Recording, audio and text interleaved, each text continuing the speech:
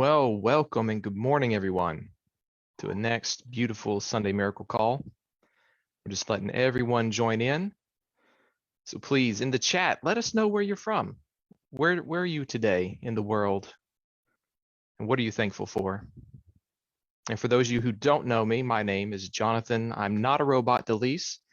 I've been with this community of and been able to serve and helping spread the message and the healing power of knowing, doing, and being and everything we can for almost a year and a half now. Mostly I'm in the background. I'm kind of the tech guy. I deal with the websites and certain things of that nature. So if you don't know me, that's fine. Not a problem. You get to know me today and I get to know you, and I thank you for that privilege. With me, I have the very astute and wonderful, another beautiful person, 𝗍 Aiden, who is going to be my co-host today. You want to say hello, 𝗍? Good morning, everyone. We're so happy to have you here today, and we've got loads of surprises for you. I, like Jonathan, have probably been at about the same time you have. It started with the Miracle Group, and the miracles have never stopped. It's just, I mean, it's so inspiring. It's so inspiring. And we have a program outlined today with just magic, just total magic today. So I welcome everyone. And now I think we're going to bring one of our favorite people forward, Gary Malcolm, and our music. Gary, welcome. Yeah. As Gary prepares and unmutes himself, I just want to do some shout outs here. Welcome Joseph from Ocean Shores, Washington. Welcome to be here. Yeah, hi Joseph. All right. Just remember to put in the chat, just chime in. Where are you from? Where are you sending love from today in the world? Can someone make me a co-host, please? All right, Cornelia will be right on that. All right. Esther from Santa Cruz. Always a pleasure to see you, Esther.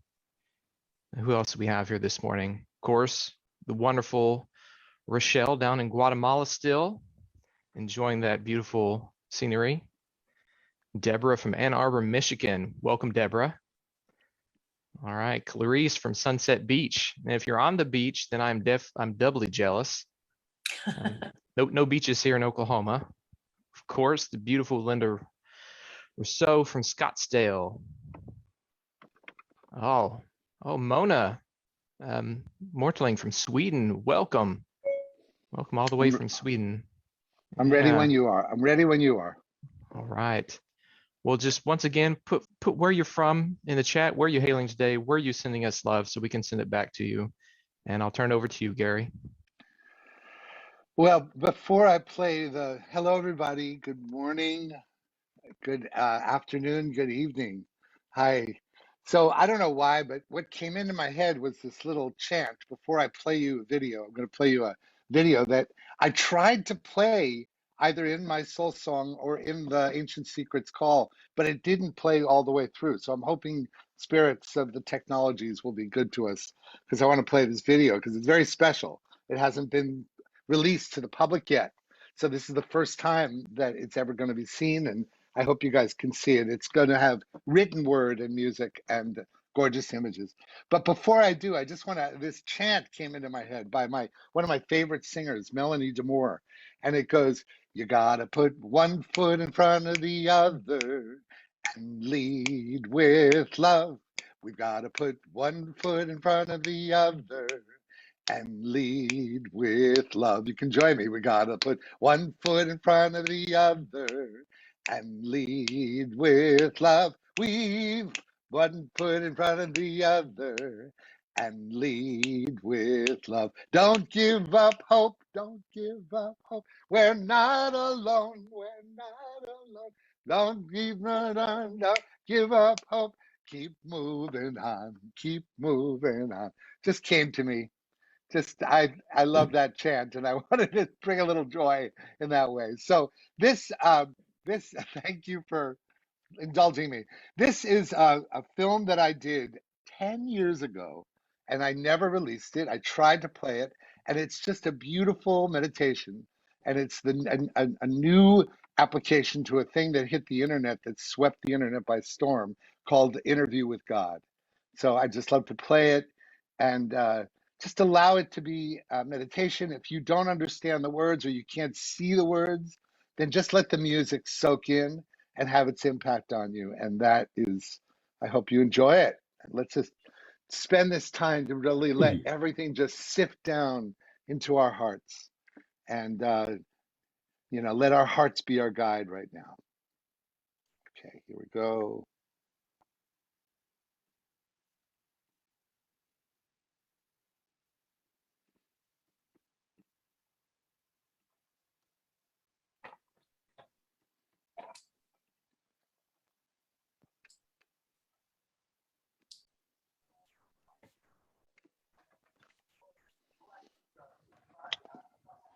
Sorry, hold on 1 minute. Hold on 1 minute. Hold on 1 minute.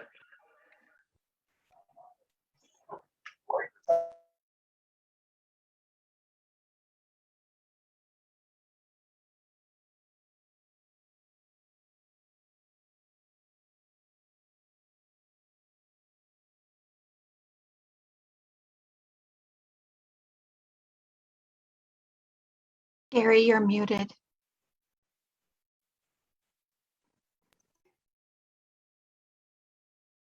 You're muted, Gary. So you're not hearing the film? Now No. I can hear you. Oh, okay. Then it has to, I thought if I muted me, I would be able to mute my voice, but it means that I need to keep unmuted. Okay, sorry about that. Here we go. Take 2. Are you supposed to be sharing a video, Gary? I am. Do you not see it? No. That's weird. Okay, hold on. Sorry, you guys. That's all right. Apologize. Okay. I pressed the button, but it didn't cooperate. Okay, here we go. Deep breath. Let's just take all of us. Let's take a deep breath because I need that. Would you support me in that?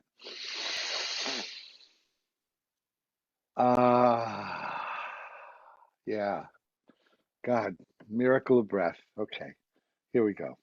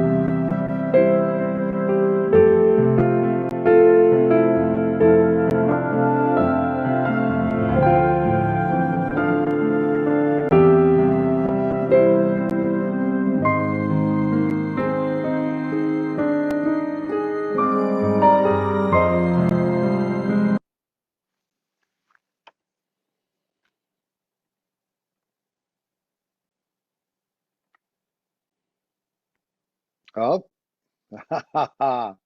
okay.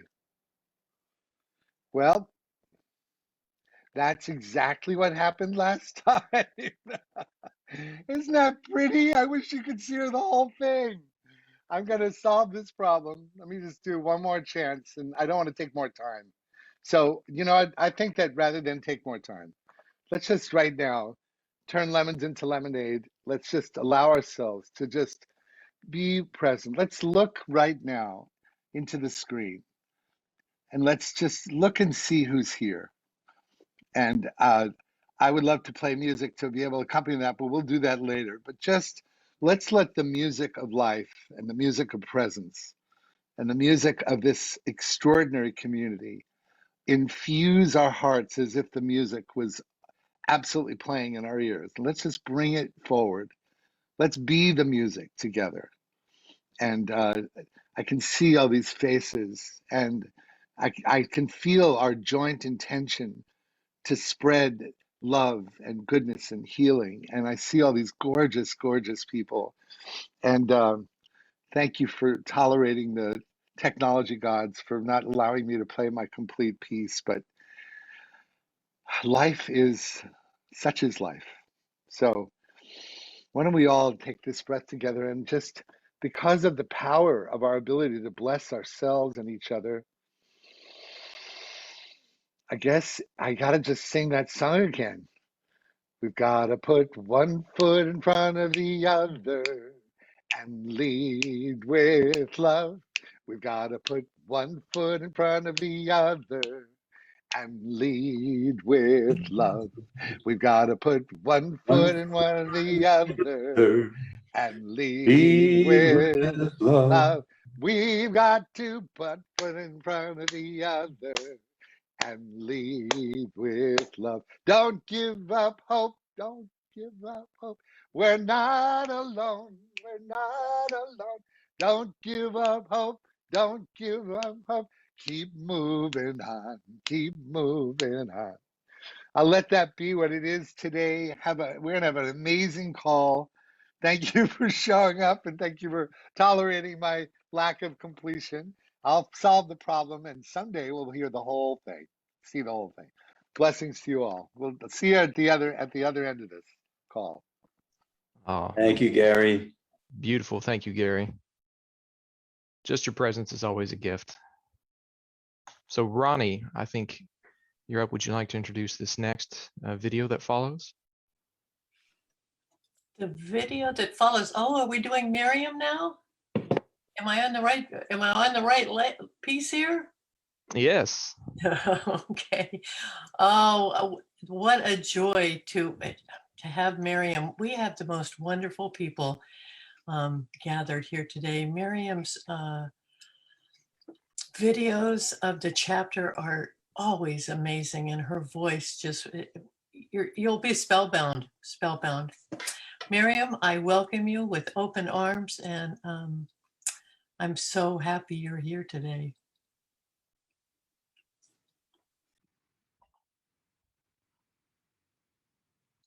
Namaskar, friends and families joining from all around the world. The divinity, that spark of light in me, loves and bows down to the divinity, that spark of light within you.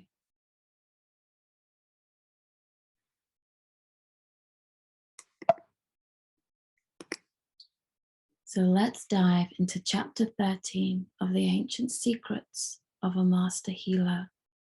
This chapter is about obstacles and discoveries. The Dalai Lama said, "An open heart is an open mind." As we explore this chapter together, I invite you to reflect on these questions. How open is your heart? How willing are you to open up to something new and unfamiliar? So here are some of the highlights of chapter 13. Dr. Clint has many questions about what he has seen Dr. Naram do to heal people and animals using the ancient remedies of 𝗬𝗏𝗍. He seeks the advice of 2 friends to help answer his many questions. These friends are Professor Ludwig Max Fischer and Dr. John Rutgers. This chapter begins with this quote: "A simple paradigm shift is all it takes to change the course of your life forever."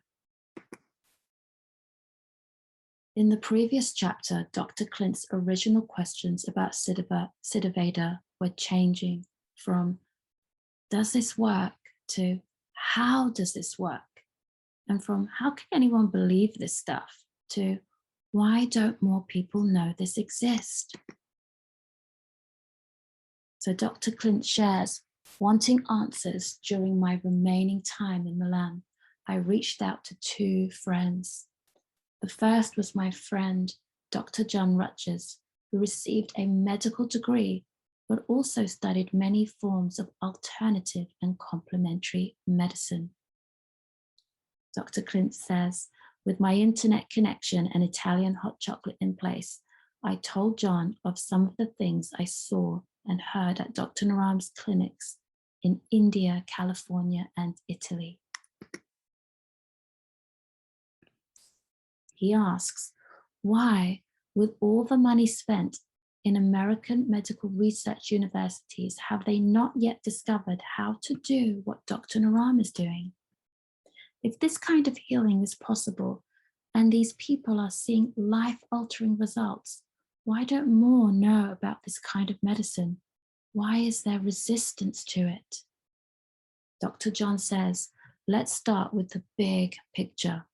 Since the beginning of humanity, mankind has been trying to find ways to explain what seemed out of our control: storms, changes in seasons, famine, as well as sickness and disease.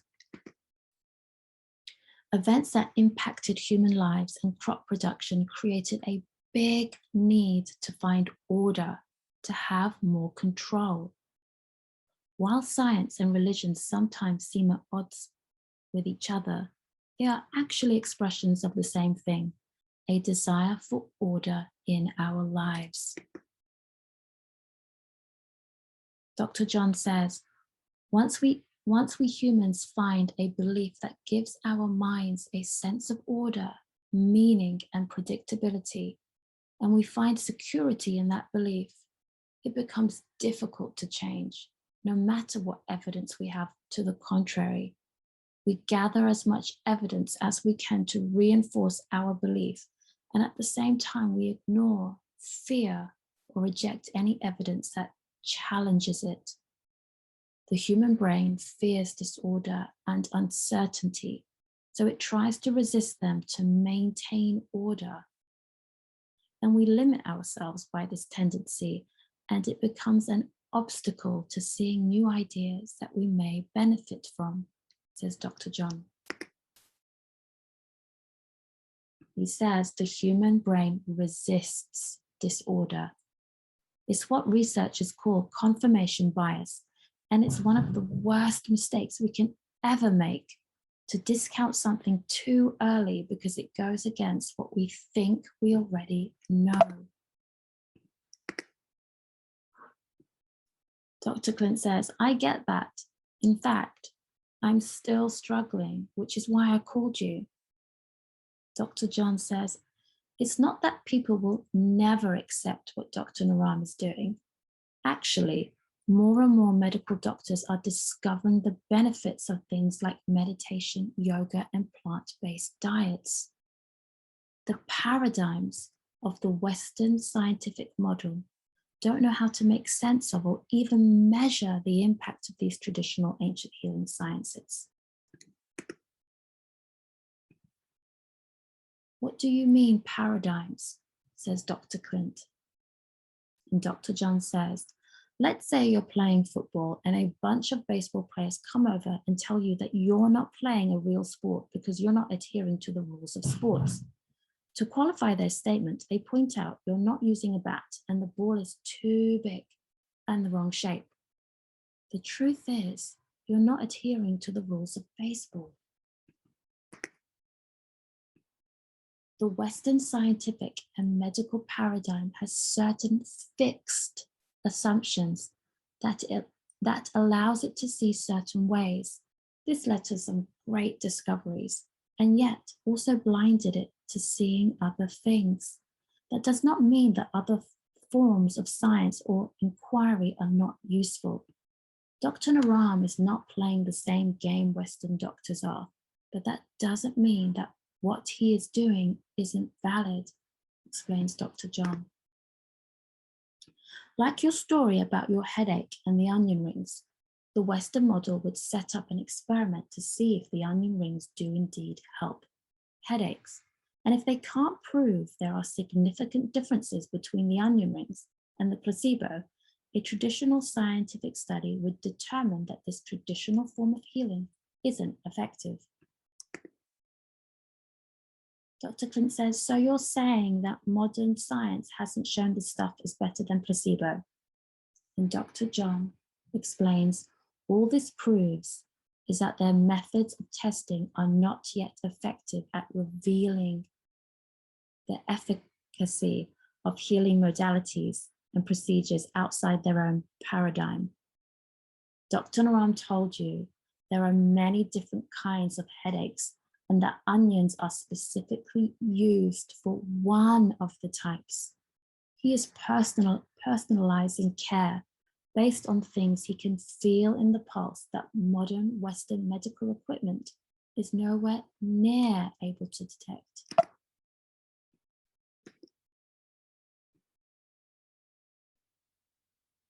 If these ancient forms of healing are so effective, asked Dr. Clint, why do so many respected people minimize or reject them? For example, when I tried telling a friend of mine who is a doctor from America about what I saw in India, he immediately said these herbs and ancient methods are not scientifically proven. Professor Ludwig Max Fischer says, I believe it's arrogant of us in the modern Western system to automatically reject another approach by calling it not scientifically proven. That merely means it doesn't fit our limited and relatively young tradition of modern medical science, which has only been around for a couple of 100 years. He says the concept of allopathic medicine only came into existence in 1810. In contrast, so many of the so-called alternative sciences have been refined by great scholars and healers for thousands of years, taking into account many variables that our scientists haven't yet considered, many of which our instruments can't measure. Our perspective is also very reductionist. We break things into parts. Western medicine breaks a person into parts, then focuses only on those parts. We take into consideration only those things we can measure. By contrast, the ancient healing ways consider the whole system. They understand how one part influences all other parts and how to bring them all into balance.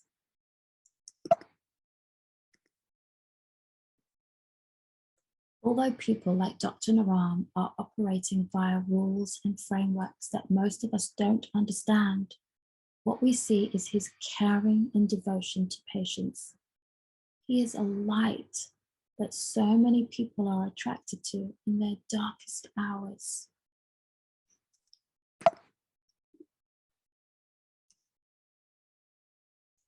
There is a Buddhist saying, when the student is ready, the teacher appears. Similarly, I believe when the patient is open and ready, the healer appears.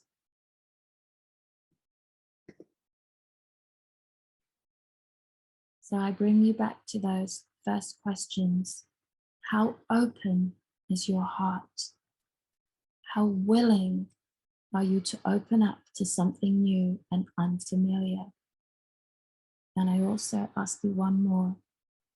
What things have you believed in your life that you later discovered were not true?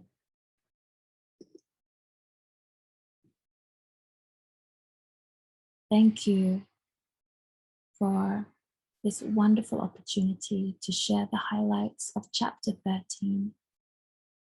I thank my teachers. I thank my family. I thank the 𝗬𝗍𝗴 lineage for this wonderful, wonderful opportunity. And I thank you. I love you. I love, love, love you. And I'm with you. Namaskar, namaskar, namaskar. Oh, Maryam, what a gift. That is beautiful. Woo! Let's everyone rub our hands together. Let's give Maryam some love for all that, all of her dedication and work and just the artistry in that. I mean, to me, the book, Ancient Secrets of a Master Healer, in and of itself is like it's a love story. It's a work of art in this story of love and the tapestry and how that weaves together between, all these different, what we would think could be competing ideologies that, the struggle that Dr. Clint went through, but it's in that struggle that the real beauty, is revealed. It's like kind of like the lotus blossom, out of that muck and that mud comes this beautiful flower. And so I think that's the key to gratitude. And just, Maryam, wow, that was beautiful. So I think that just elevates it. So I think right now, Ronnie and I, we want to talk a little bit about our takeaways from the chapter, and then we have some wonderful guests bringing on. One that was just featured in that video from Maryam, Dr. Max Fischer. He is here with us. We'll get him here shortly. But my biggest takeaway, and something we will have everyone think about here in our breakout rooms coming up, is really think about what time in your life have you been wrong, because we've all been wrong. Sometimes it can seem like I'm wrong daily, but not just, but not on just maybe little things, but maybe something that was big. And how was that a gift? Like, how did that turn in? How did like the worst thing you've been wrong in turn out to be the best thing? When was the time you found gratitude in being wrong? Ultimately, probably not at the time. Definitely in the Western mindset, being wrong, we've got right and wrong, we've got good and bad. And so we've got this dichotomy that has split this down, and it's something I'm still overcoming. But this idea of, being wrong is like bad, and you avoid being wrong at every turn. But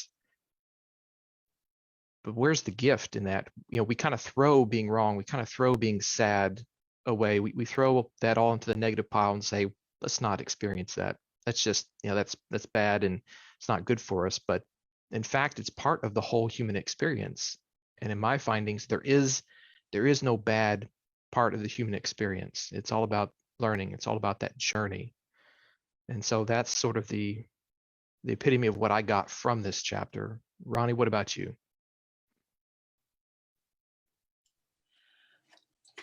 I find this chapter absolutely aligning with our evolution, which is so amazing to me, and my own life, and where I started out with a lot of family and friends in the medical world, and being in hospitals and being around hospitals with traumatic,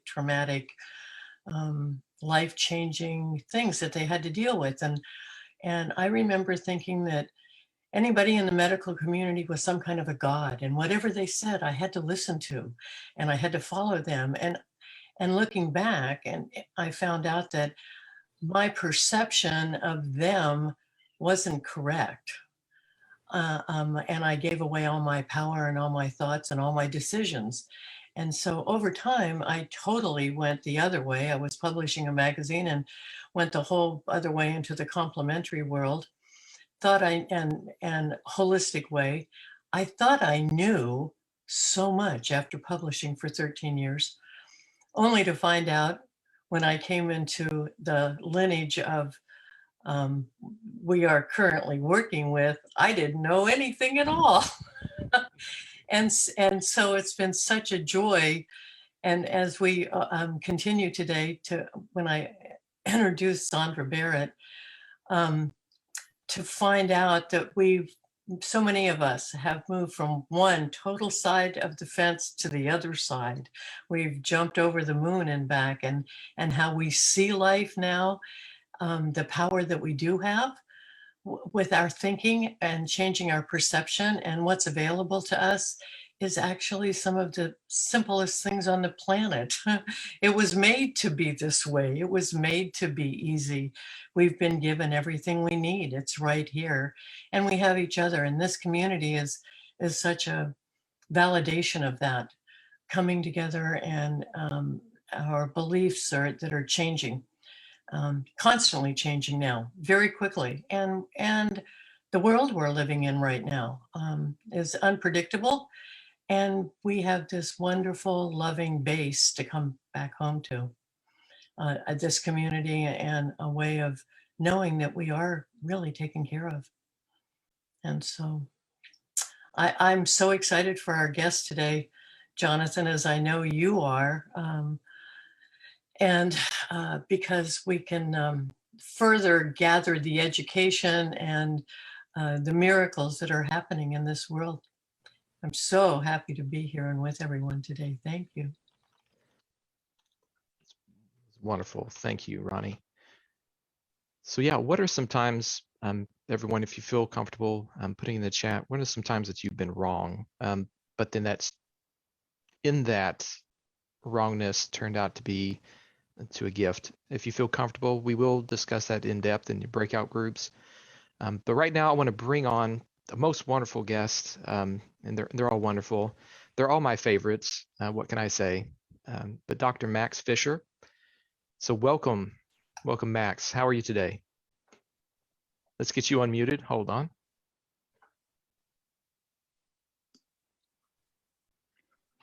Can you hear me? Yes, I can hear you. Welcome. Thank you for being here today. It is my pleasure. So I'm Ludwig Max Fischer, and I'm a retired university professor. And I'm speaking to you today from Victoria on Vancouver Island, Canada. So I had the good fortune to actually meet Dr. Maryam in person when he was in Toronto a few years ago. I also had the good fortune actually to experience the prayer process of 𝗕𝗓𝗓𝗄𝗏.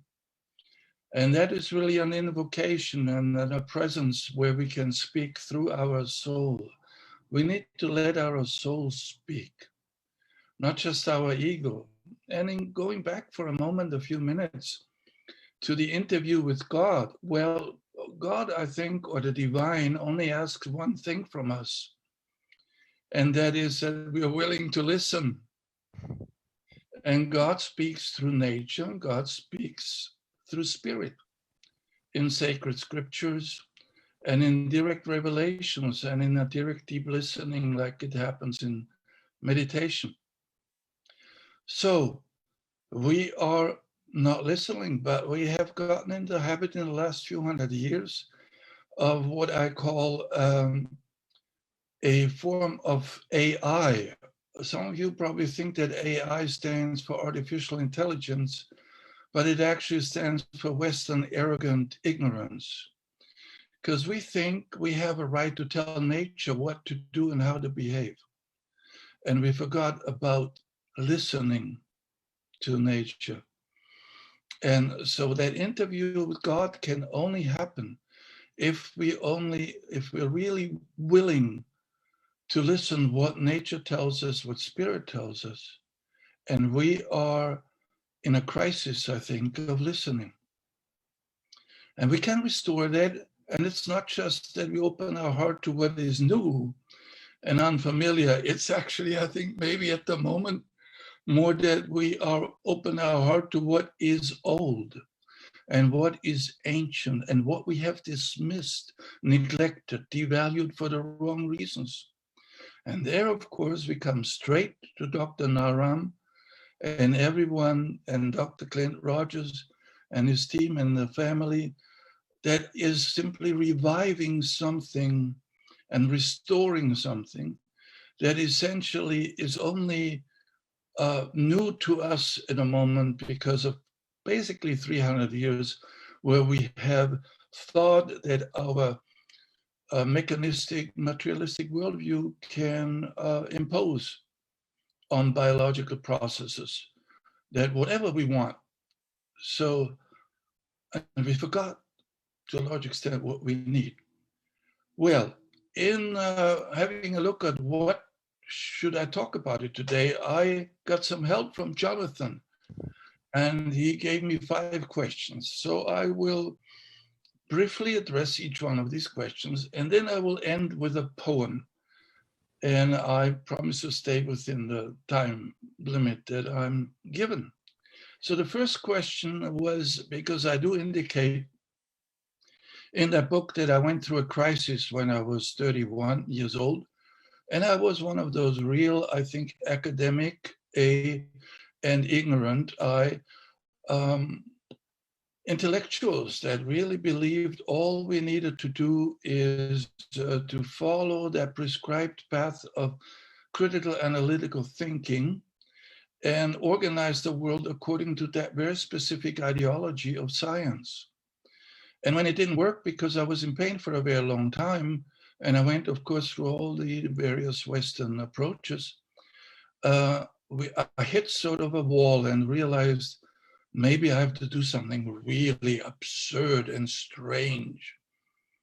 Well, and I ended up with an acupuncturist who felt that my wood element was out of balance. And of course, I knew I didn't have any wood in my body, but I learned very quickly that actually I did have, my wood element was out of balance, but of course in a completely different way of looking at the body from a traditional Chinese medical point of view. So what started me then on healing traditions, I think what starts many people on looking at the older ways, whether it's Ayurveda or there are other indigenous healing arts, is dealing with that very painful realization that what Western medicine prescribes is actually a war. It tells us to conduct a war. When we have a pain, the first thing we do is we kill it, painkiller. Step 2 is that we get a shot. I mean, you have to get your shot, all right? That's the second, part 2 of that war. Part 3 is that we do battle. We do battle with that evil cancer.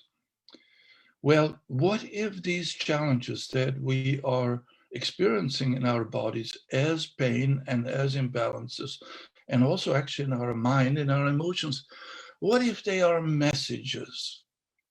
What if Einstein is right when we said, is the universe friendly? What if it is friendly? What if nature is actually friendly and invites us to fully participate in the progressions, in the biological progressions, which we try to defeat and push into a framework of what I call the disease of permanentitis. I live now in a place where there's also a fairly famous person right now called, he's a biohacker. And he knows for sure that he's going to live 180 years. And well, now that's good, but I wonder on his 180th birthday, whether he would like to live another 180 years.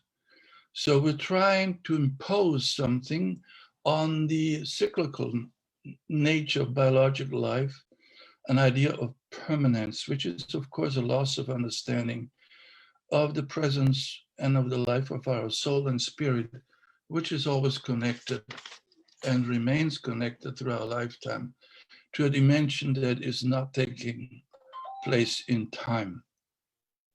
Well, let me go to the second question.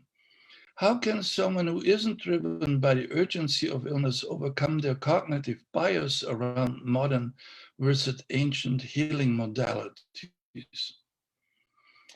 Well, I think, when paradigms start to fail, and I think the chemotechnical approach to manipulate all life processes is hitting a wall in these days, and we feel it in many ways, from climate change to various other challenges to our health and our ecological resources. So it seems that crisis is necessary, individual crisis, now collective crisis. And it seems to be that the Chinese word for crisis has two meanings. One is that something is ending, something can go on the way it goes on, but the second meaning is opportunity. So we are in the middle of a paradigm shift. Unfortunately, when paradigms fail, they become very, very aggressive. Think of the Catholic Church. So we have Jesus, and then we have the apostles, and then we have the rise of the church. And before you know it, we have the organizers of an inspiration. And before you know it, what does actually take a few hundred years, we have a Catholic Church where you have an upper clergy that's really interested more in its privileges and power games and crusades. And then there comes a man across and says, wait a minute, this is not really what the original founder had in mind or was given to us. And then we, of course, have this dissent being persecuted. And then we have the Inquisition. And then we have other thinkings, other ways of dealing with that crisis actively eliminated. And I think we are right now in approaching such a situation where we have a paradigm that is failing, and yet we want to stick to it. And so we will, I believe, have to learn that hard lesson to, again, really revise our attitude, in particular to nature. We need to interview nature, listen to it, and then speak to it, back to it. In a way, Martin Buber talks about, the great German Jewish philosopher, as an I, thou, not as an I, it. Not as an object to manipulate it at will, but as a companion, as a partner to listen to, who will always, always be our teacher. And we need to learn again to attune to it. And of course, there the ancient masters, the ancient traditional healing systems of Ayurveda, and with Dr. Naran even going further back to Siddha Yoga, then we are, or Siddha Veda, we are, of course, really in dire need to bring respect and a deep listening to that wisdom that is, thank God, still available to us. And of course, there's a lot of other knowledge, what the Mayans knew about plant life, what they knew about astrologers, the astronomers are just, it's amazing what knowledge has been dismissed with that modern arrogance of a very specific scientific way of thinking. And there is more, and there are more than one science. So briefly, for the third question, how has the speed and volume of information and communication in the form of digital mediums, email, e-learning, and so on, improved and or diminished the efficacy provided by or from ancient healing traditions? Well, I'm not a Luddite, but we have to learn not to be tool fools. We have to learn these new instruments that we are not serving them, but they are serving us. And we need to look that any indirect information, any indirect form of learning has to be either a prelude or a working through or a postscript to a direct interaction. When the Oriental teachers are very insistent on personal transmission, we have to again learn directly from nature, through nature contemplation. Let's look a little bit, for example, as Goethean science. Look at people like Jeremy Nadler, the British philosopher. We have to learn not what do I want from nature, as a useful kind of an utilitarian, pragmatic point of view, but what can it and is willing to give us? And if we are willing to receive it and attune to it, then there is absolutely no lack. We are producing that scarcity with our not enough. It's just not enough. With insane model of unlimited, insatiable concepts of a growth. Cancer is the metaphor for that. So we need to learn some humility in regard to what this earthly life is about, and be reminded, and by the great religions and by the great prophets and by the great poets, to relate to that biological progression that we're in with never-ending gratefulness, and the practice that can be practiced. Like Brother David, my friend, Brother David Steindl-Rast talks about it so beautiful in his book, for example, Gratefulness, the Heart of Prayer. So I think when we talk about things like telehealth, there's already too much distance between the doctor, between the healer and the so-called patient.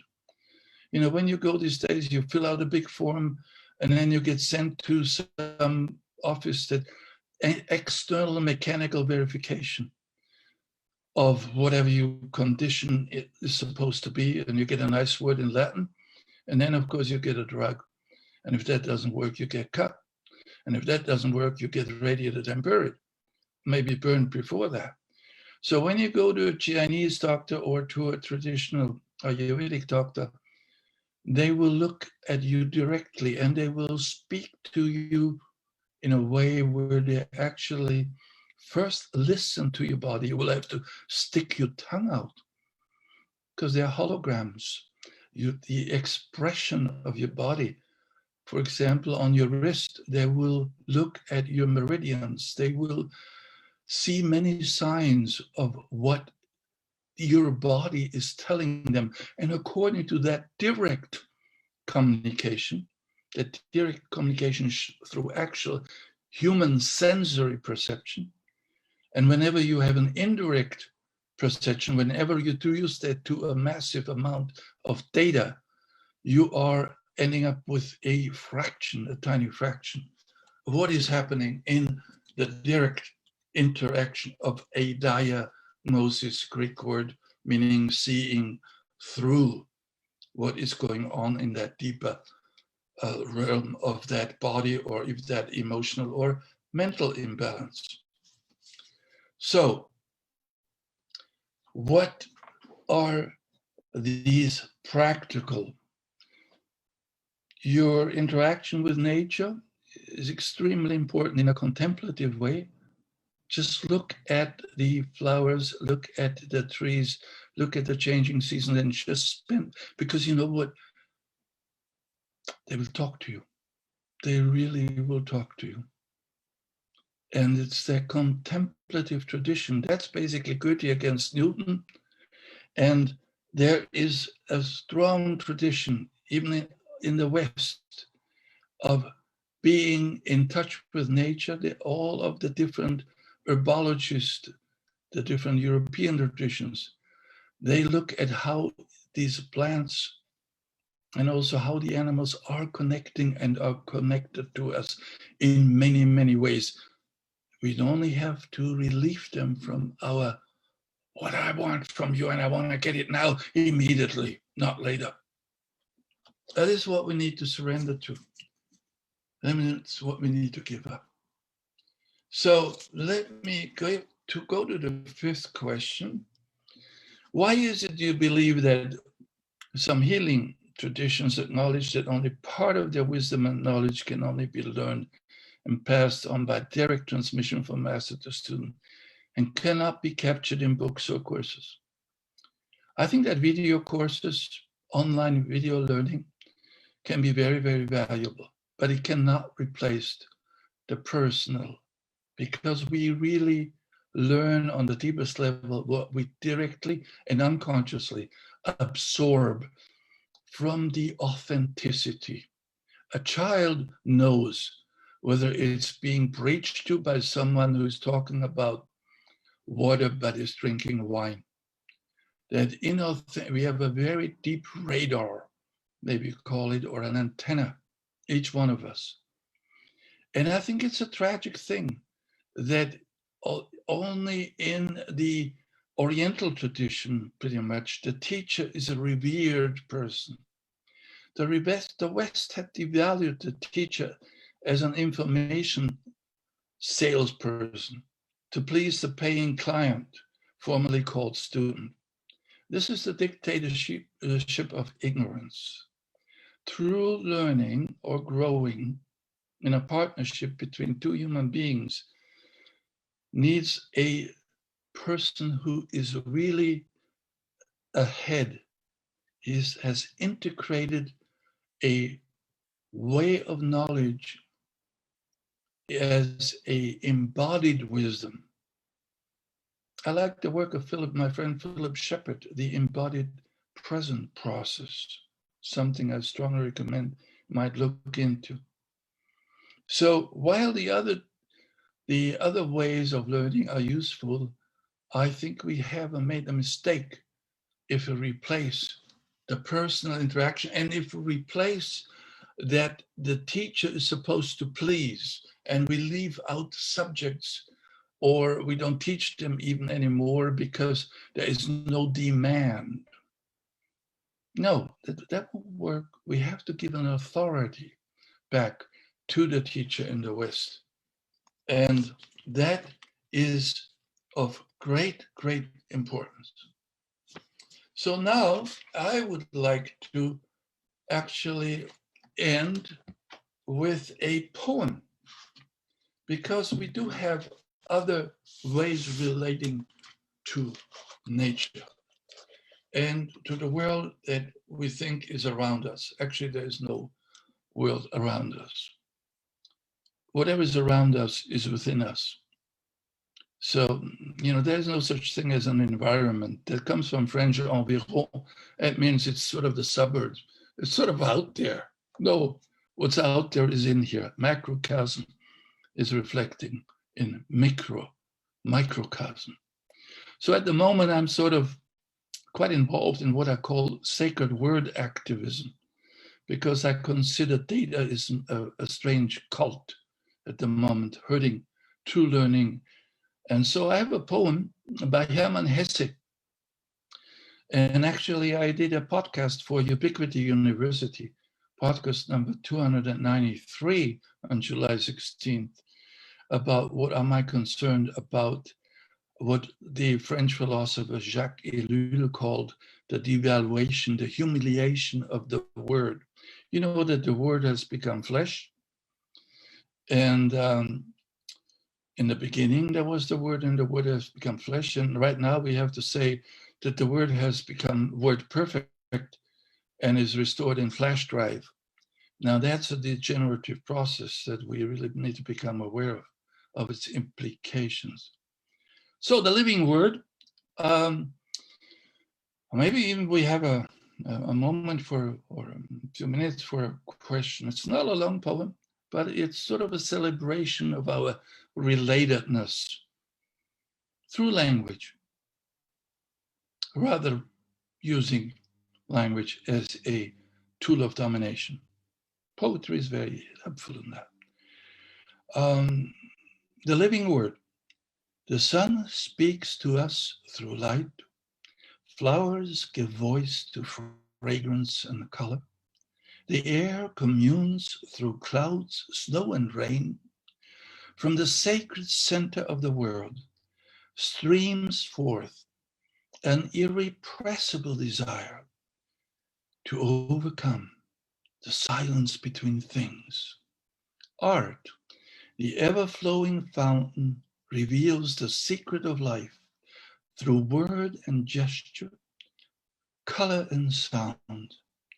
The world wants to be known to spirit and find expression for timeless wisdom. All life longs for a language. Deep intuitions wish to surface, find words and numbers, lines and tones, always evolving forms of understanding. The red and blue of flowers, the verses of a poet, point to the inner workings of creation, always pregnant with beginning and never ending.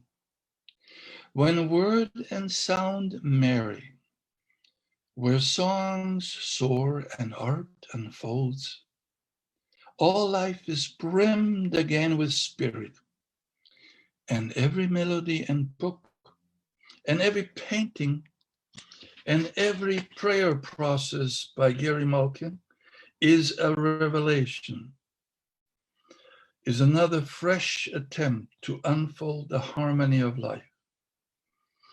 Poetry and music invite you to understand the splendors of creation. A look into a mirror will confirm it. What disturbs us, often as disjointed, becomes clear and simple in the poem and in the ancient teachings of 𝗬𝗓𝗏. Flowers start laughing, the clouds release their rain, the world regains its soul, and silence speaks. Bravo, bravo, bravo. I have to cut in here for a second and just say hello to my beloved Muito friend, bom, Max. muito bom. Max, hello. I will do a webinar on October 7th, 14th, 21st, and 28th, and you're all invited to join. It's for Ubiquity University, webinar on Hermann Hesse, Damien, and Steppenwolf. I hope you join me. I do a little. Somebody, can you write down that information or in the chat so we can all be sure? And I just want to send my love. Max is a beloved friend of mine and met Clint through me, actually. So I'm just so grateful to see you, Max, even if it's just on a screen. What a moving presentation. Ronnie and John, sorry for me to cut in. I just couldn't contain my excitement. I was so thrilled to see you. Please don't contain it. Yeah, Max, could you repeat that information coming on your upcoming Ubiquity Universe session, and I'll get it in the chat. Ubiquity University, that's Jim Garrison, and it's October 7th, 14th, 21st, and 28th, and it's called Hermann Hesse, and it's called Soul, Self, and Society in Times of Crisis. Soul, Self, and Society in Times of Crisis, because we're in times of crisis, and Hermann Hesse lived through World War I and World War II, and I think we're in dangers right now of a new authoritarianism, and we're in danger of, well, having really to face a loss of soul, really in general in society. And I think Hermann Hesse is a soul guide, and was and is for many, in the 60s, he did help many people. So Hermann Hesse, Soul, Self, and Society, Ubiquity University. If you sign up, I will present some newly untranslated poems. And I actually did 2 books that are present, The Seasons of the Soul, and then the other one, the second one, is called The Seasons of Life. And we will, poems that I translated and published. I think we need, again, these poets of the soul. So many people receive so much inspiration from people like Rumi and Kabir. And I do think we need, again, to refer to a language that doesn't functionalize every word, but speaks through a deep appreciation and a deep gratitude, as poets do, and offers a deep reconnection. And then we we get the words again that we can reconnect with each other in a more poetic, in a more symbolic, in a more metaphoric way, gives us an eloquence, connects us in a deeper way. Yeah, thank you. Thank you, Max. Yeah, I believe everything you just said there was just as beautiful as that poem you shared with us at the end. So much to learn. And for me and everyone, put in the chat, if you have any questions, be sure to put in the chat. We'll have Dr. Max Fischer respond. But one of the things that I definitely took away, and it kind of really popped out to me, was don't be a tool fool. I'm one of those guys, well, what I do for a living is in technology, so I'm all about gathering tools and information and these sort of just tips and tricks and hacks, if you will, from many things. And I think for me, the biggest takeaway was that by doing that, I'm supplanting and I'm actually eroding my own connection to my own guidance, to my own inner inspiration. I'm sort of, outsourcing that to these technologies and these ideas from other sources, and I'm not really in touch with, I guess, what would be more my in tune or authentic presence, because I'm putting it through the filter of all these things. And so that was one of my big takeaways. So thank you. Already the book is a filter, and it's not that technology is evil. We just have to look, we have to use it a lot more consciously than we have. And it has become a cult of information. Theodore Roosevelt, Jacques Ellul, when he talks about the technological society, we just have moved beyond making it a kind of a salvation ideology. So I would say there's absolutely nothing. It's a most honorable thing, and I would not participate in a Zoom call if I believed that this would be a terrible thing to do. However, I think I'm going to take in a few minutes, I'm going to take my dog to Beacon Hill Park, and we'll watch the ducks and the peacocks and the squirrels there for at least 2 hours. It's just a matter of balance.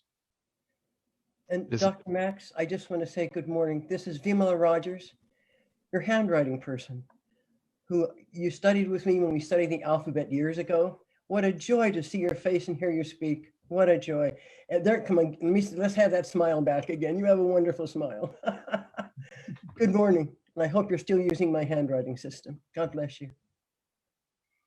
Oh, that's another wonderful thing, that art that is being lost or reduced.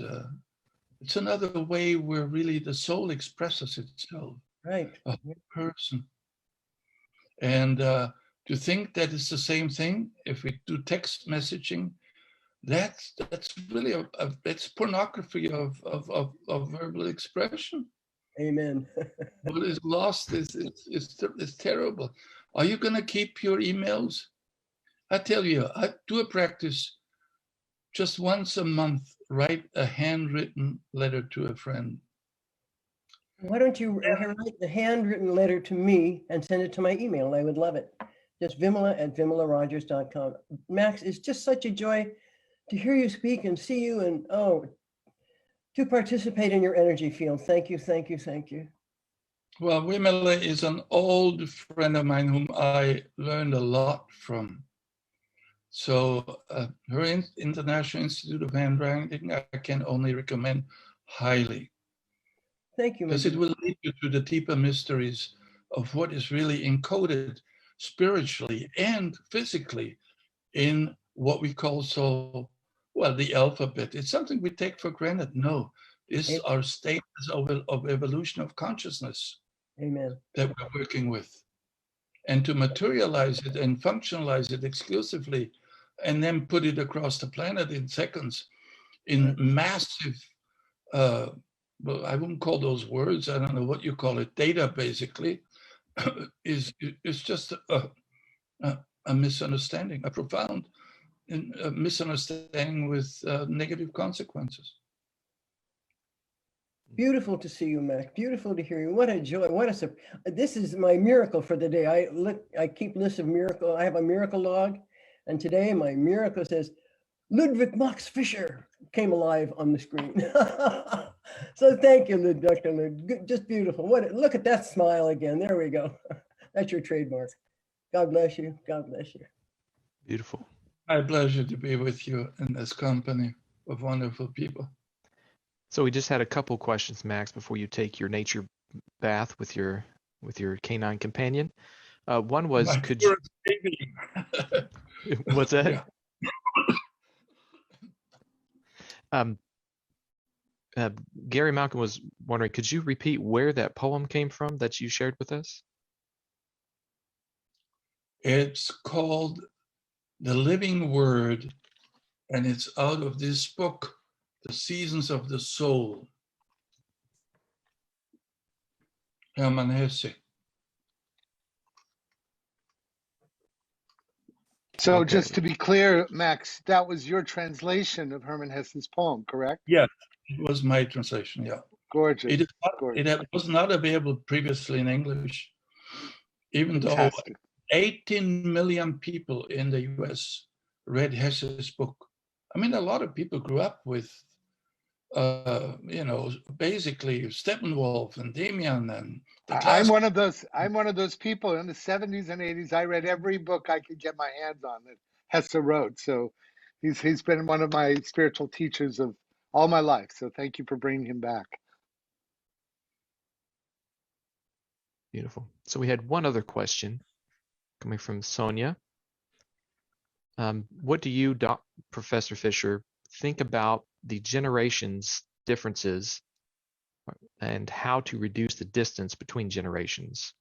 So, especially in context of, a very data-driven, very technological and fast-paced driven society, how can a older generation possibly bridge the gap to a younger generation, maybe with or without the technology? Handwriting. My handwriting alphabet. Dr. Ludwig, you know that. Well, let me say, what fun. in regard to that the split between a generation, the old people need that sparkling, fresh energy of the little kids, and the little kids need that guidance, that moderation, that more settled energy. We really need each other, and I think it's a catastrophe that we have the older people in nursing homes. And I think it's very nice if you do a video call with them. It does help, but even if you hug them once a day virtually, then maybe once in a while hug them really with your actual arms. So I think we made a mistake as a society. And again, I think we can learn. I've learned so much from the Chinese culture. I was invited twice to China, speak at different areas. And, I look at my Chinese friends, how they deal with the elder. We have many cultures where the elder are deeply revered in the Native American tradition. And we are basically condemned now in the West to be elderly. That's an insult. We don't need any elderly. We need elders, and the elders are missing because now we are totally obsessed, infatuated with addictions to novelties. And that's, of course, the ideology of linear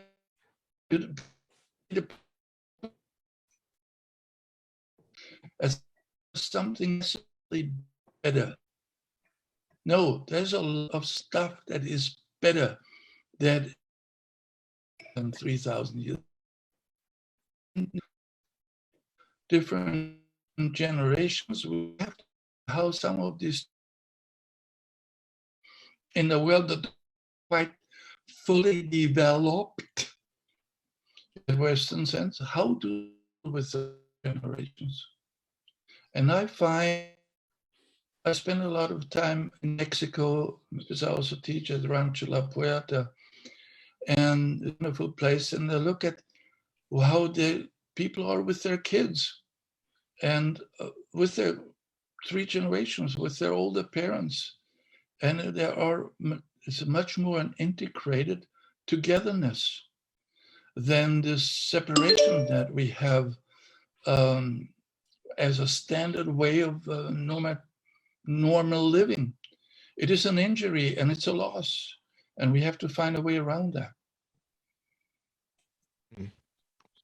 Well, thank you once again, Max Fischer, for all your beautiful wisdom. There's been some information and links put in the chat.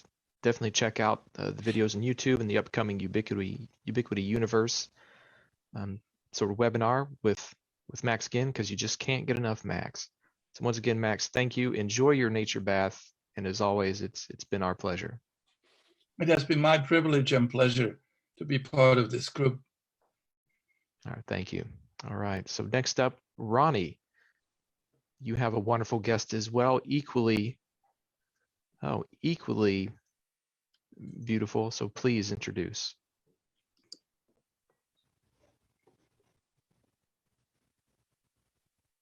Are you there, Ronnie? You're muted, Ronnie. Here I go. One of my greatest thrills is being part of this today with 𝗓𝗶𝗴 here, who is also one of my teachers, and certainly Mr. Fisher, with our great Gary, which we have another surprise in a little while from him again. And now for me to introduce you to Sondra Barrett.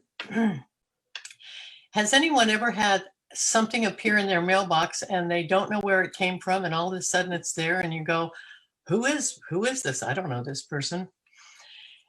And anyway, it was a piece of Sondra by a screen holding up something I had never seen before. And she went on to talk about the cells and the cells inside your body. And anyway, I immediately knew I had to meet her. I immediately picked up the phone and called her. And I have discovered for myself, and now I get to share with you, one of the most amazing people on the planet. She totally is part of this chapter. She was the scientist, the 150% scientist that didn't believe in anything woo-woo, as she says. However, she's jumped totally into the elemental world, and she is going to share with us today so many things that most of you have never seen before. And I'm going to actually step out on the limb and say that you're going to meet the inside of what makes you tick in beauty today. With such honor, I welcome Sondra. Thank you so much. First of all, thank you, Ronnie, for inviting me here, and thank you all for being part of this amazing community. I've touched into it on occasion, and I've read Clint's book, so I really feel honored to be here. I'm going to share with you a slideshow, but before I do that, first of all, thanks, Max, because what you were sharing was so in line with what I'm going to talk about, the soul of and our nature, and I'm going to show you some of that. And to introduce myself, because most of you don't know me, all of you don't know me, I always introduce myself as a recovering scientist. I have a PhD in biochemistry from the University of Illinois Medical School, took a postdoctoral fellowship in immunology, hematology from the University of California Medical School, and then was on the faculty at UCSF. And my belief at the time, going through all this education, was that if it's not measurable, it's not real. So anything not measurable was woo-woo. I don't know if I might have said that word, but I certainly felt that word. And I'm going to take you through some of the places that changed my beliefs, what changed my beliefs, and to help you get more into who you are at the soul nature of who you are. So hopefully we won't have too many technical glitches. Let's see how this goes. Okay, Perfect. So I want to introduce you to your ancestors, your ancient ancestors. We came here, well, we actually came here from the stars. The molecules and elements in our body are the result of, we're recycled star material, we're stardust. That's not just a metaphor, it's a reality. And so once the stardust came together in the ways of nature, we got into the cellular realm. And I'm going to introduce you to your cells. Most of what I'm going to show you are photographs through the microscope, the inner world, the microcosm that help shift my consciousness and my belief system. So here I am, a medical scientist, a biochemist who had never really looked at cells. This is my microscope. And the beginning work that I started at University of California was to understand how normal human white blood cells worked. And I'm a skeptic, I'm an atheist, until I see this living human white blood cell under the microscope. And I look at it and say, wow, this is amazing. This cell knows that there's something foreign in its environment and will go after it and take it out of the environment. And once I saw this, this was this amazing aha moment that we're not accidentally designed. We're not here just by evolution. We're here by some sacred means, a God. And I would say, you know, I know there was an interview about me saying I found God under the microscope, which in a way I did, because I really saw how amazing we were at this level. And my work then evolved into developing diagnostic tools using the microscope in human leukemias. And there was a shift in my consciousness again of things look like what they do, which is an idea in biology. But I also saw normal human cells are very regular in what they look like. And if you get into cancer cells, and leukemia is the cancer of the white blood cells, they're very abnormal in what they look like. They're abnormal, they all have different shapes, they have different development. So I began to think that they look chaotic, and that's what happens into the families of children who have leukemia. There's some chaos that's created until something changes.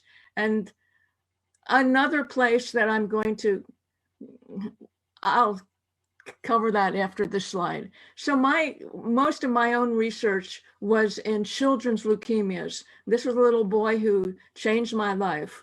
And because I was working with kids and having to go down and get their blood and bone marrow, I started wanting to spend more and more time with the children. And every week I spent at a pediatric oncology clinic, actually entertaining them, showing them slides of healthy cells, unhealthy cells, and molecules, which I'm going to share with you. But what I also want to share with you was another shift in, okay, I began to believe we're sacred beings, but what changed my belief around, if it's not measurable, it's not real. I was training physicians to do medical research, and they were all in hematology oncology, and they would come in every day with their stories. And one story I'm going to share with you, which was changed my life, along with the microscope changing my life. One of the guys came in and said, Mrs. So-and-so, Marjorie, 82-year-old woman with acute leukemia, had stopped responding to chemotherapy, and that she was likely going to die within 6 months. And so, okay, that was the reality. But she had another idea. She lived another couple of years without chemotherapy, without any conventional treatment. And that didn't make sense to my science mind. It's like, well, what's keeping her alive if the drugs aren't keeping her alive? And I saw the same thing happening with kids, that they had a poor prognosis, yet they lived, or they had a good prognosis and they died, and this isn't fitting. People aren't fitting statistics. So that shook my hardcore belief.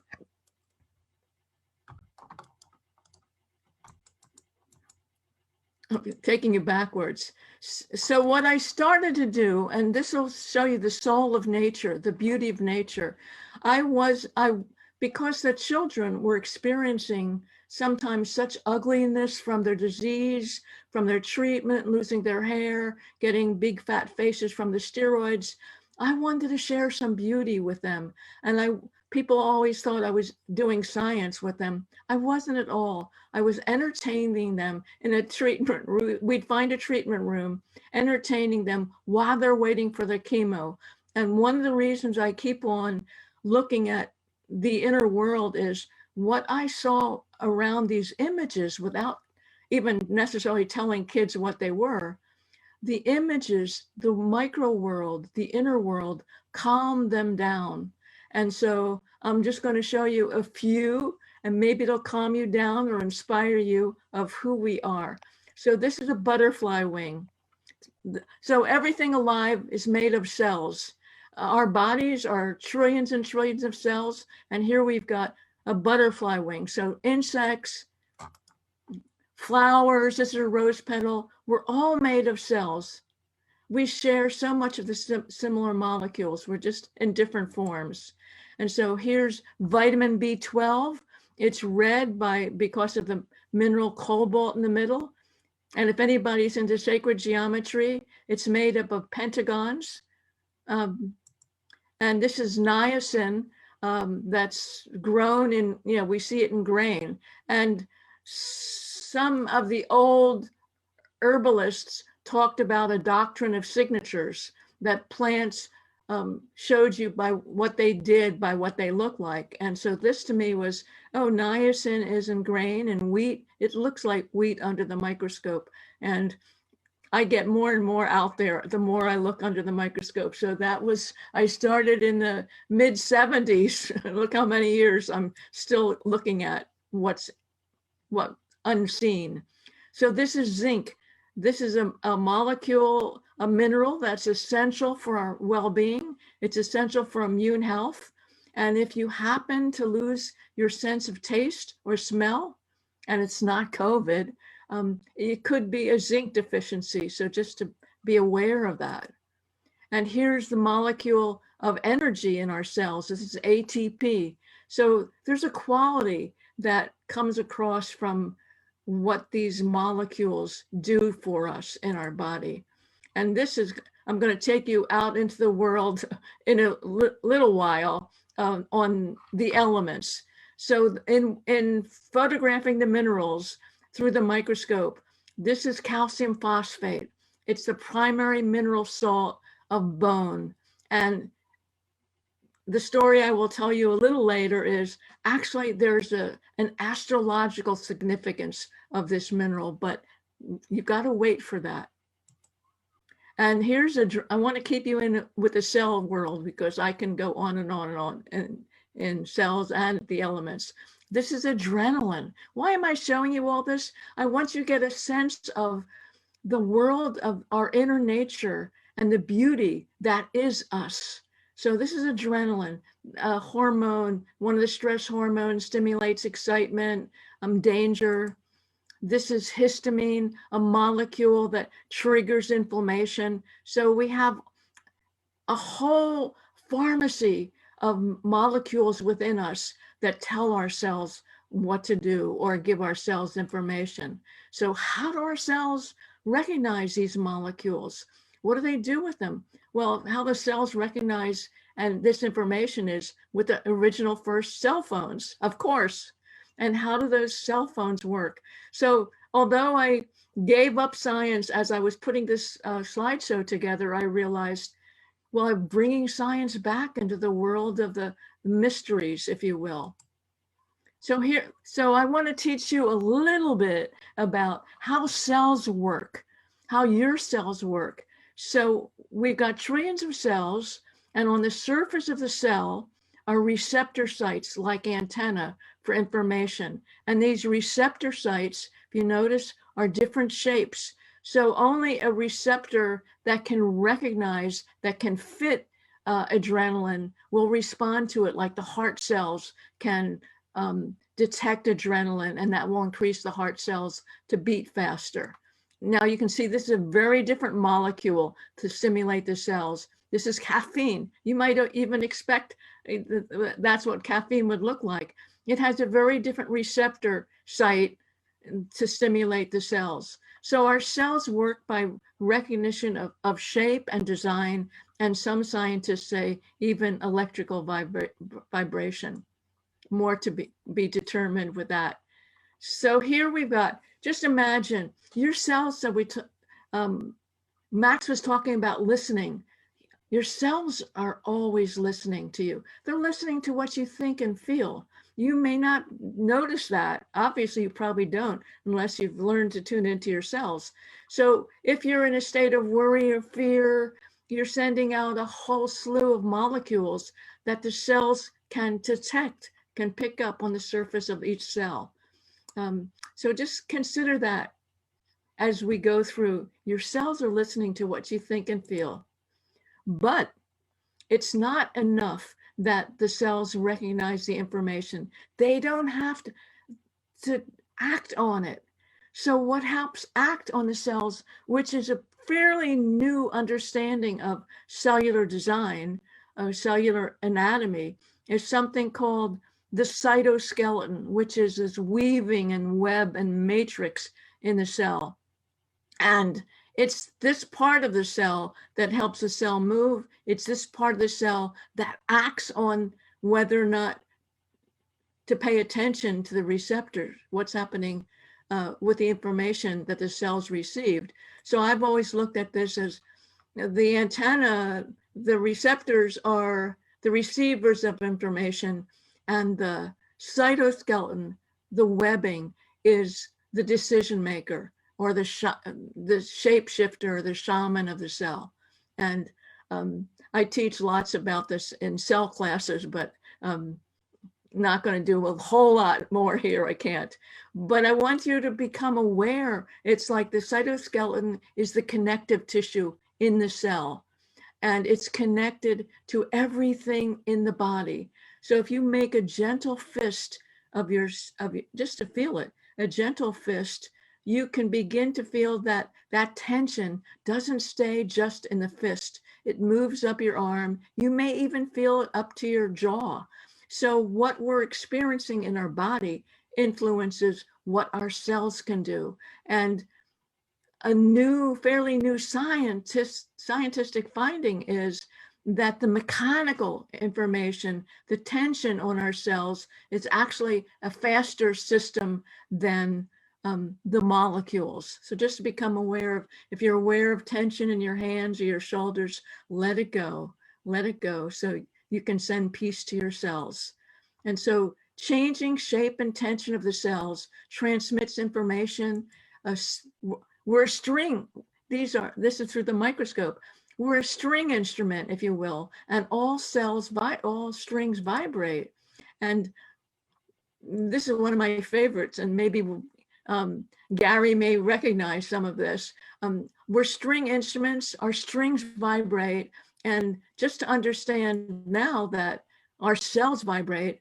And here we now have, the first time I learned about this in the late 90s, we have a structure that in our cells that can respond to sound, that can respond to chanting, that can respond to vibration. And I'm not sure where I am on time. I have a little bit more time. So I'm just going to tell you about, this is one practice that you could do easily in terms of aligning your cells, aligning your mind, body, and spirit with sound, using the sound. If you open your mouth and close, take a deep breath in. You can play with it while I'm talking. Take a deep breath in, and on the exhalation with your mouth closed, And we have now lots of research that shows the benefits of just humming for a few minutes. It reduces stress, it reduces the stress hormones. It reduces pain by increasing the endorphins in the body, and it increases energy, sleep. It's bringing more oxygen into the body, increasing body awareness. And my first understanding about the hum came from psychology, which was looking at it increases your sense of self. So you can play with humming or imagining humming for a few minutes a day and being able to see how your energy changes. And when I found out about how was the research done, what was the sound made, actually a lot of the research was done with the sound om. And so we have our cellular, I always have trouble with cellular universe is tuned in to what we're thinking, feeling, and saying, humming. So start making a relationship with yourselves. I want you to fall in love. So interesting that a lot of the research was done with the sound om. And if we look at the Sri Yantra, Hindu, Sanskrit, famous symbol, some of the meaning of the symbol is creation of the universe, some is the universe. And the sound of this symbol is supposed to be om. And what's interesting, when I was again researching the sacred geometry of this, after I was on the faculty of the University of California, I was on the faculty of California Institute of Integral Studies, and the Sri Yantra turned out to be the symbol of the school, which I didn't know or didn't remember. So this takes me into another amazing question. We're talking about ancient wisdom. And my question that is burning through me for years is, where did the ancient wisdom come from? Did it come from our ancient ancestors being able to go inside and see inside and listen? Where did that design for the Sri Yantra come from? And this is actually a scientific picture. This is a computer graphic of DNA through the microscope. And to me, it looks similar. There's a resemblance to the Sri Yantra. And one of the questions I then have is, well, this is DNA looking at it from the top. Is this where the idea for mandalas came from? That we have this structure inside of us that we can tune into the center, tune into our center. And so now I'm going to shift into what I had called my woo-woo, but I'm no longer calling it woo-woo. So when I was photographing all these molecules to show kids with a microscope, I had friends ask me to photograph 12 mineral salts related to astrology, related to the zodiac. And I'm still a hardcore scientist at that time. And I said, there's no way I'm going to photograph minerals related to astrology. But then I thought, well, mineral salts are in our body. I can show the kids what these look like. So when I showed, I'm not going to tell you the answer yet, because I want you to pick, is there a shape, one of these shapes that speaks to you? And maybe write it down and you'll learn a little bit in this next few minutes. Is it a hexagon? Is it a square, circle, or a wavy squiggle line? So what attracts you, not a right or wrong. It's a little bit of maybe intuition. So in ancient times, the zodiac was considered the soul of nature. So most of you probably know what your sign is. And so when I photograph these 12 mineral salts, I discovered, oh, there were only 4 shapes. Now, as a scientist, microscopist, I wanted to know, is there a quality of 4 in astrology? Of course, there was the 4 elements and all the mineral salts. So how did this happen? Ancient traditions to modern science. All the fire element mineral salts were hexagons. All the earth mineral salts were rounded. All the air were square or rectangular, and all the water element minerals were wavy. And this blew my mind. How is this all possible? These minerals are random anyway, I've since been working with these elements for many years, really looking at one, there's an elemental zodiac to see how we can use this information for our own well-being, for our own wisdom. And this is Cindy Jacobs is on this call with me. She's helping me design a deck of these cards that hopefully some will be out by September. Anyway, how did I first use these elements? I looked at people's astrology. What's your birth rate? What day were you born? And was there a relationship between your elemental symbols and who you'd attract in your life? That was my first question. I'm always wanting to know about relationships. So this person, if you look at these 8 symbols, this person is earth, air, fire, no water. This person is lots of water, lots of earth, some fire, no air. So would these two folks attract each other because of the missing elements? I'm missing air, so I need you in my life. Or how I work with it now. I mean, this is one way to work with it and looking at relationships. The other is, well, I'm missing air. How do I bring nature into my life? Stand out and feel the wind, breathe deeply, etc. So to really get into your own inner nature and to find out more about how to deal with your challenges or meet them. And just an example is, I taught a class last year, Earth, your elemental cell. So to look at, well, where's the earth element in our body? I mean, all these, the elements were originally ways the ancients talked about creation. It was the 4 elements, air, water, fire, earth. And the ancient Greeks talked about, you needed to know astrology to be able to practice medicine. So what more do we need to understand around our own elemental wisdom to be able to find out, are there missing parts, and can I solve my challenges with nature and other practices, strategies of nature like essential oils or movement, qigong, etc. I'm going backwards. So a couple last slides, because I know I can whip through this pretty fast. This Rumi quote, "Do not feel lonely. The entire universe is inside you, from the elements, from the stars, the atoms, and look at the cellular universe that's within us that has so much information if we learn how to listen." And a Tibetan proverb that brings us into ancient sacred wisdom about healing. The secret to living well and longer is eat half, walk double, laugh triple, and love without measure. And we're all learning about love in this circle for sure. And I have your take homes, if nothing else, for today, what I'm calling cell mantras. Your cells don't know the difference between what you think and imagine and what is real.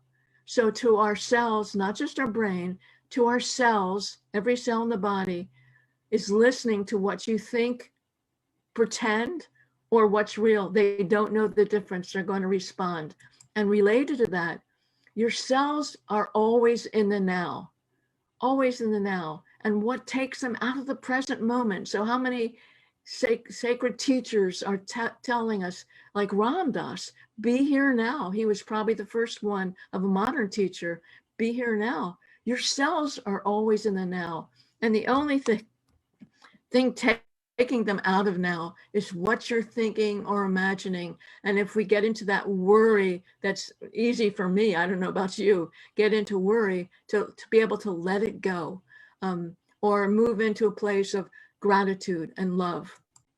So always bring nature in, even if it's in the imagination. If you can't go out like Max is going to go out, if you can't go out and be with the ducks and the birds, imagine it or look at it on your screen. I mean, I feel that the blessing in this past year of pandemic and shutdown was technology. If there wasn't the technology of the internet, I live alone. So, and my family is across the world. I would not have any contact with people if there wasn't the internet. So I'm grateful for technology, and I'm not run by it, I don't think. Well, maybe. So to ask yourself, what messages am I sending to my cells? You're in relationship with them. You're in a partnership with them. They hold you in their love and care. Their goal is survival. So I'm grateful. So this is a message to send to your cells. I do that every morning. I'm grateful for you holding me and healing me. I am a sanctuary. And this actually is a photo micrograph of the sanctuary for the energy molecules that are stored in our cells. I am a sanctuary. You are a sanctuary. And the theme of what beliefs have you changed or needing to be changed? A quote from Marcel Proust: the real voyage of discovery consists not in seeking new lands, but in seeing with new eyes. So for me, my eyes were open through the microscope and through seeing that people had illness. It wasn't just cells, and to really be able to get into the absolute soul of who we are. You have no need to travel anywhere. Journey within yourself. Enter a mine of rubies and bathe in the splendor of your own light. Also Rumi. And a little plug, if you will. I have a website, you can check it out. There's lots of free resources on there and courses that I'm teaching. Sounds True published my book, Secrets of Your Cells, about a decade ago. You might check that out. Goes really into discovering your body's inner intelligence. And I'm teaching, my focus goes back and forth, obviously, between cells and elements.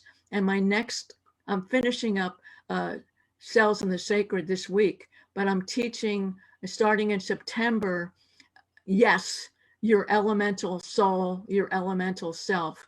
Starts in September. Check it out. Email me. Check it out on the website. And it's been a pleasure sharing some of my discoveries of inner beauty and wisdom. Thank you.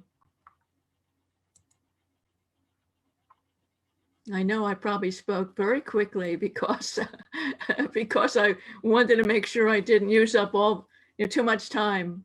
But Jonathan, Ronnie, thank you all for watching. Oh, Sondra, what a gift. What a huge gift you've offered us today. Oh, my, oh, my.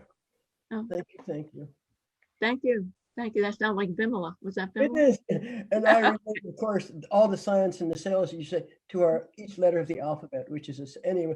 Oh, what a, I want my daughter to hear the recording of this. She's out serving people today, but she would love to hear you speak, love to meet you actually. And we're going to go into your, I wrote down your 𝗪𝗓, so I call it 𝗪𝗓. Great. Yeah, Thanks, .com is what they call it, right? We call it the 𝗪𝗓, but that's okay. Yeah. So Sheila Malik, you have your hand raised. Do you have a question? Hi, yeah, I'm sorry I can't share video. I'm not in position to, but that was phenomenal. The first presentation and also this one is something that's been on my mind for many, many years. I've been a teacher for 30 years, and I've been teaching in elementary schools in England and in Canada. And I fear for the children because there's two things that my children experienced. And one was that when they came from England to Canada, they were told they're not allowed to do cursive handwriting. And it just ruined my two younger children because they just suddenly were disorientated and couldn't understand, and they lost, a very large part of their personality. And the other thing they stopped doing was singing. And so it's just so interesting how that was mentioned, that, handwriting is really important, but singing is also really, really phenomenally important because it's to do with vibrations in your body. And my father was a microwave engineer. and he studied about the vibrations in crystals, which is called crystallography. And he told me and explained to me, using wave theory, that in fact our body vibrates at a certain frequency, and everybody has a different frequency. And that's why another ancient science is the use of stones, and each stone has a different frequency. So nowadays, you go to buy an engagement ring or a ring for someone who you love, and you think, oh, they would like a pretty red one or a green one or whatever. But in fact, each stone, like an emerald or a diamond or a ruby or whatever it is, has a different frequency which it vibrates by. And that vibration is really important to, because it helps to re-regulate your own body vibration. And that should then manifest itself in a way through singing. And I'm a Muslim. And in my religion, we're told that we should read the Holy Quran, which is our scripture, every morning. So as soon as we wake up, we pray. And then the second thing we do is that we recite the Holy Quran. And we were told by God that we should recite the Quran by singing. And sing in a melodious voice is what we're instructed to do. And I've seen that many other scriptures also are recited by singing.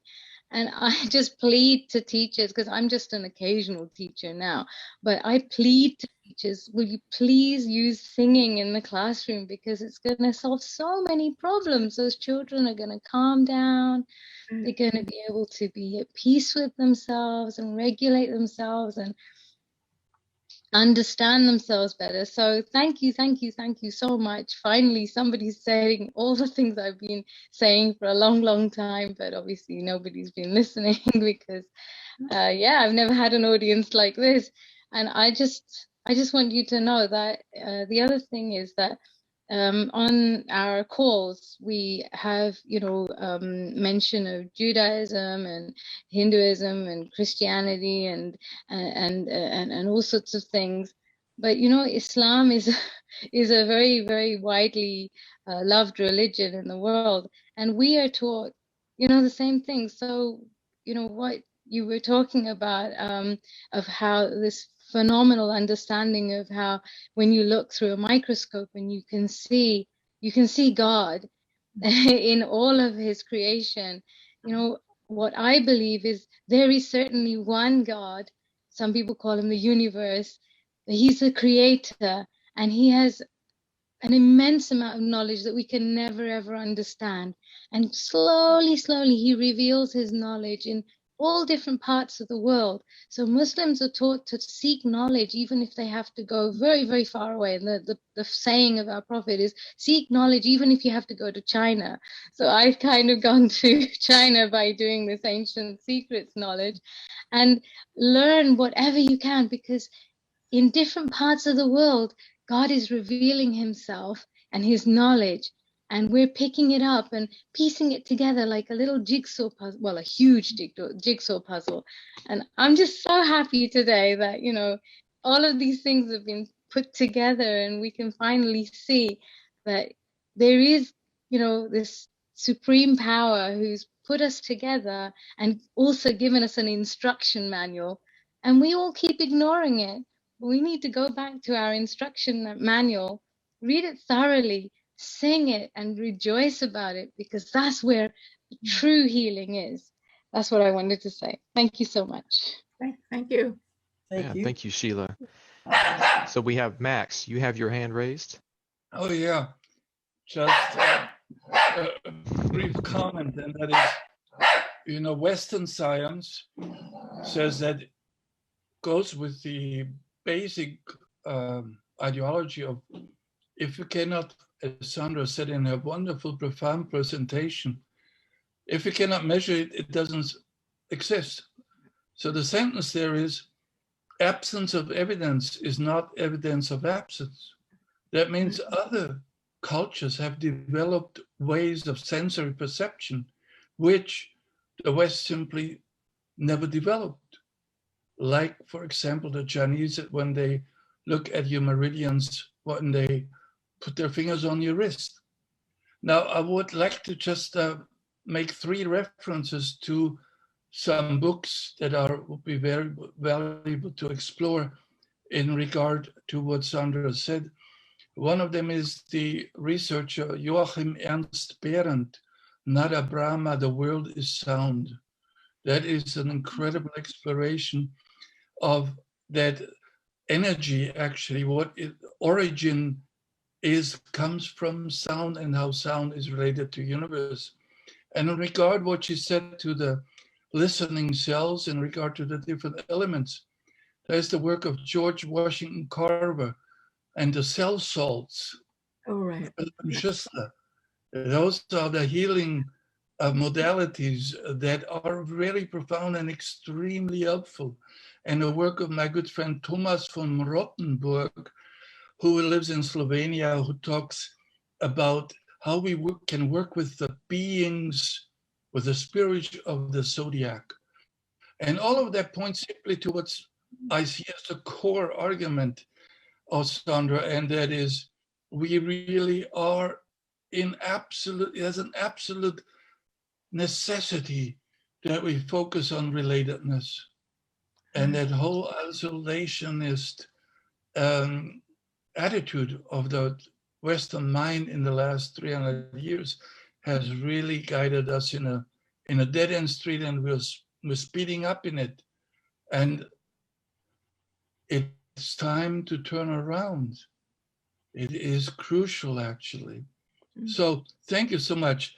I mean, it was simply a great delight and brings so many other things to mind. So that is fantastic what you showed. Thank you so much. Thank you. Thank you. Thank you so much, Max. I appreciate that.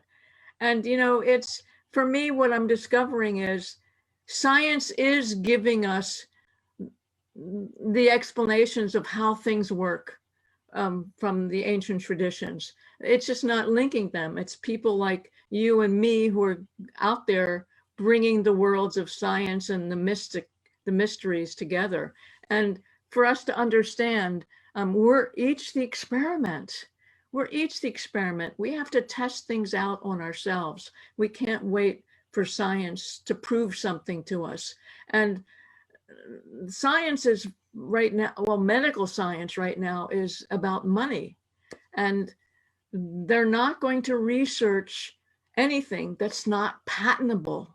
You have to understand, if they can't make a product that's going to bring in a lot of income, because research is expensive. So that's why we need to be able to listen and trust ourselves even more about, am I going to try this or not? Like, do no harm, that's for sure. But do I need to wait till science proves it to me? No, maybe they're going to show it's not going to work for me. But like the onion story, what works for me may not work for you, and learn for ourselves. We have to tune into ourselves. We have to be our own physician, our own healer. Yeah. Thank you, Sondra. Thank you, Ludwig, too. And Ludwig, you know that the alphabet I've designed, each stroke represents our inner self. And what everyone, Sondra has, I wanted to record yours, Sondra, because my daughter is she's an inner scientist, and she just knows about how the body works. And for you, Ludwig, how we think and what we need, how we need to bring the sense, being aware, and I forget who used the term, but everybody has a God within. Some people call it a soul, whatever. We all have one, and honoring that. And it's just, Sondra, I want to get a recording of your show because I was just awed by it, especially with the Om. That's been my mantra for how long. I've had a license plate with 1 A, 4 U's, and 2 M's, but you know, it's just and then touching the heart 6 times, saying, you know, I am free, I am grateful. And anyway, thank you both, Ludwig and Sondra. But just what a tremendous gift to humanity for you to both to speak today and share your wisdom. Thank you, thank you, thank you. Now I'll be quiet. Yeah, well, thank you, 𝗪𝗪, and thank you, Max and Sondra, and just everyone for joining. I see some other raising their hands, but in honor of honoring the God within and everyone's time, Gary was able to come up and find the video. So we're going to have Gary drop us into our hearts, and then come in conclusion to connect all this beautiful intelligence and wisdom into our hearts and integrate it. So actually, because it's so late, I'm not going to play the video. I found the complete and uncorrupted video, and I will play it the next time I'm invited to bring us into the heart. But what I feel is, I just want us all to drop in for a minute. Can you all feel the abundance of wisdom that we were blessed with Max and with Sondra, and the meta of right now is that I don't know about you, but I'm extremely activated in my mind, my words, my expansion of possibility. I feel the need. This is a perfect way for us to be self-aware as a group, to drop down into this sense of unifying everything into the heart. So as we're aware of what music does for us, let's all re-regulate ourselves back into that sense of belonging. And that beautiful comment that Max just said about this isolation, this dead end that we're all moving towards. And this song that I produced and arranged that I've played before, but is beautiful medicine for that false sense of separation. So let's all of us just, as this song enters in, it's called Never Alone, we're going to spotlight. Remember, this is about sharing the love and the soul, the window to your soul through your eyes. The generous experience of looking and realizing that there is no separation, that there is no, beyond time and space, we are all one. And this Never Alone aligns us into this gospel tune of joy that remembers that we're never alone, that God is always with us and we're always with one another. So allow this song to slow down the tendency for the linear mind to get so excited about all these amazing things. And let's just unify ourselves in the heart. And here we go with the spotlighting as a way to really triage our sense of connection together. And here it is. Wait a minute. There we go. Here we go. Let ourselves be moved by the innocence of love itself. When I ask why, you always say to me, why do you talk as if you're alone? I'm always with you, no matter the time or day. You are never alone. Never alone, my dear. Never alone. Never alone, my dear. You're never alone. Never alone, my dear. Never alone. You might think you're by yourself, but you're never alone.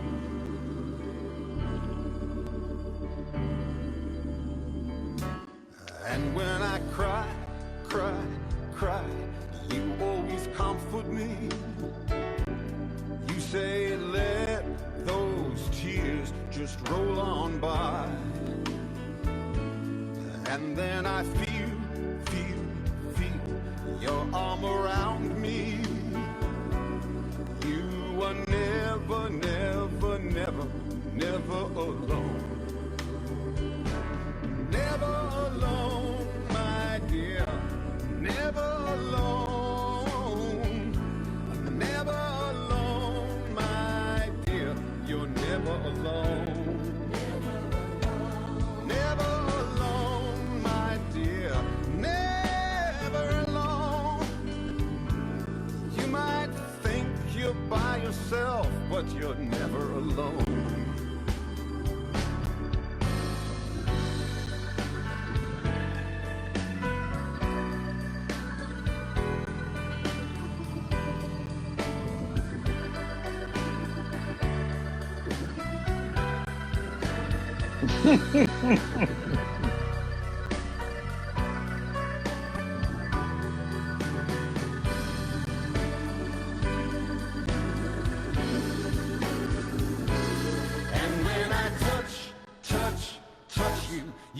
your face to me and lift me up so high that I can see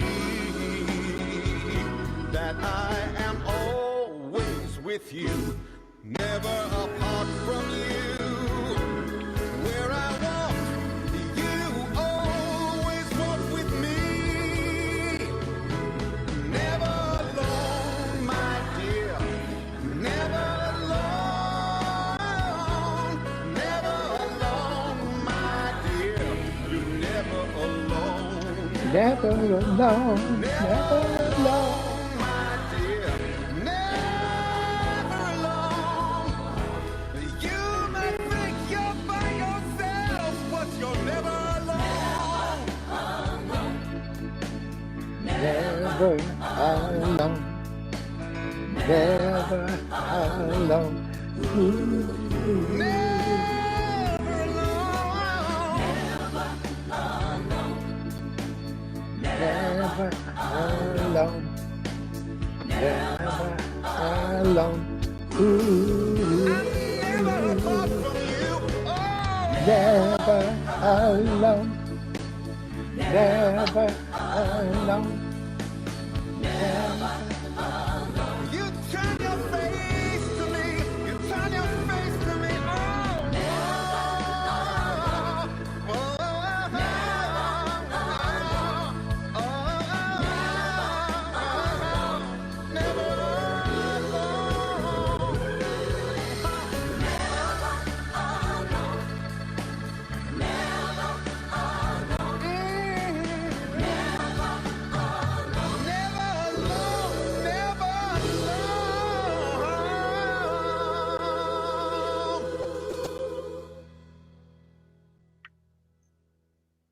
Oh, thank you. Thank you, Gary. Remember, you are never alone. So just in Never. that, Yeah, just thank you all for saying. I put it in the chat who that was. Jason Schulman. The album's Unlock My Heart. It's all songs to God, and I produced it. It's available everywhere you can find music. I love you, and I'm with you. Thank you, Jonathan, for letting me wrap it up with that song. of course. And if we can go into everyone right now, we're going to do our traditional send-off. So if you want, unmute yourself, and we say, I love you, and I'm with you. I love you. I love you, and I'm with you. Oh my gosh, what a Feeling, I love you, Niyamika, love you, love you, love you, love you, Michelle, love you, Jonathan, love you, Gary, Love you, and I'm with Gina, you. love you, Marcia, love you, Maryam, love you, love you, Sondra, love you, Mona, love you, everyone, thank you, love you, Cornelia, love you, Sonia, love you, Cindy, love you, Michael, love you, Howard, love you, Bridget, love you, Anne, love you, Robin. Love you all. Bye. Love you, and I'm with you. I love you. I love you. I Love you. Thank you. I love you all. Thank you all. Love you all. I love you all. Love you all. Yeah, thank you, everyone. And thank you, Ronnie, my wonderful, beautiful co-host. And I'll be sure to follow up with Max and Sondra to get some more information out about the books and different links. So don't worry, we'll get that all there. So once again, just I love you, and I'm with you. And until next time, I love you. gratitude. Gratitude.